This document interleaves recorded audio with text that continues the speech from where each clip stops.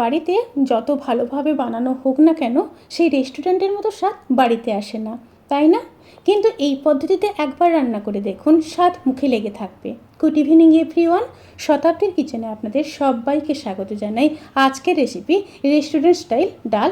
তাহলে চলুন শুরু করা যাক আজকের এই সহজ এবং সুস্বাদু রেসিপি। প্রথমে একটা বোলের মধ্যে 50 গ্রাম মসুর ডাল আর 50 গ্রাম মুগ ডাল দিয়ে দেব। ডালগুলোকে খুব ভালো করে ধুয়ে নেব। ডালগুলোকে খুব ভালোভাবে ধুয়ে নিয়েছি। এবার 1 ঘন্টা জলে ভিজিয়ে রাখবো। এবার যেই পাত্রে ডাল রান্না করব তার মধ্যে সমস্ত ডালগুলোকে দিয়ে দেব। ফাটিয়ে নেওয়া 2টো এলাচ, 3টা লবঙ্গ, সামান্য দারচিনি, একটা বড় সাইজের কেটে রাখা পেঁয়াজ, একটা মিডিয়াম সাইজের কেটে রাখা টমেটো, আদা রসুন বাটা 1 চামচ, একটা তেজপাতা দিয়ে দিলাম, পরিমাণ মতো লবণ, 1 চামচ হলুদ গুঁড়ো, হাফ চামচ লঙ্কার গুঁড়ো, রোস্টেড জিরে আর ধনের গুঁড়ো 1 চামচ। অবশ্যই এখানে রোস্টেড জিরে আর ধনের গুঁড়ো ব্যবহার করতে হবে। কিছুটা সর্ষের তেল। এবার খুব ভালোভাবে মিশিয়ে নেব। এ সময় কিন্তু গ্যাসের ফ্লেমটা অফ করা আছে। মিশিয়ে নেওয়ার পরে পরিমাণ মতো জল দিয়ে দেব। প্রথমে কিন্তু অনেকটা জল দেবেন না, সেদ্ধ হওয়ার মতো জল দিতে হবে। আমি এখানে প্রায় 300 ml মতো জল দিয়ে দিলাম।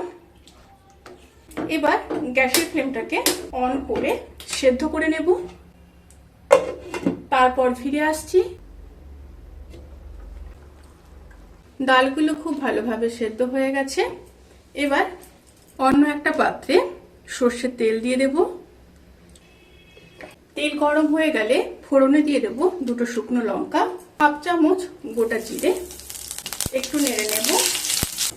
তেল থেকে যখন সুন্দর একটা স্মেল বেরোতে শুরু করবে সেই সময় দিয়ে দেবো একটা বড় সাইজের কেটে রাখা পেঁয়াজ, আর দিয়ে দেবো 8-10 কোয়া রসুন। পেঁয়াজ আর রসুন ভেজে নেব। পেঁয়াজ আর রসুন ভাজা ভাজা হয়ে গেলে এবার ফোড়নটাকে ডালের মধ্যে দিয়ে দেব।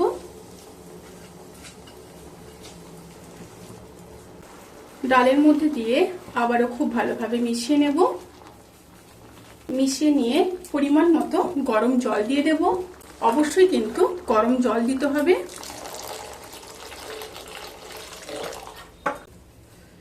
এই ডালটা কিন্তু পাতলা হবে। আবারও মিশিয়ে নিয়ে ডালটাকে 1.5 থেকে 2 মিনিট খুব ভালোভাবে ফুটিয়ে নেব। ডালটা ভালোভাবে ফুটে গেলে উপর থেকে দিয়ে দেব 2টো চেরা কাঁচা লঙ্কা, হাফ চামচ চিনি টেস্ট ব্যালেন্স করার জন্য, আর দিয়ে দেব কিছুটা ধনেপাতা। খুব ভালোভাবে মিশিয়ে নেব। এবার গ্যাসের ফ্লেমটাকে অফ করে দেব। অফ করে ঢাকা দিয়ে 10 থেকে 15 মিনিট স্ট্যান্ডিং টাইমে রেখে তারপর সার্ভ করব। রেসিপিটি কেমন লাগলো প্লিজ কমেন্ট করে জানাতে কিন্তু ভুলবেন না। যদি ভালো লেগে থাকে তাহলে সাবস্ক্রাইব করে পাশে থাকা বেল আইকন প্রেস করে নোটিফিকেশান অল করে রাখবেন। তাতে করে আমি যত রেসিপি দেব সমস্ত লিঙ্ক আপনাদের কাছে পৌঁছে যাবে। আপনারা সবাই ভালো থাকবেন, সুস্থ থাকবেন, সাবধানে থাকবেন। আজকের মতো এই পর্যন্ত। পরের ভিডিওর জন্য অপেক্ষা করুন। টাটা।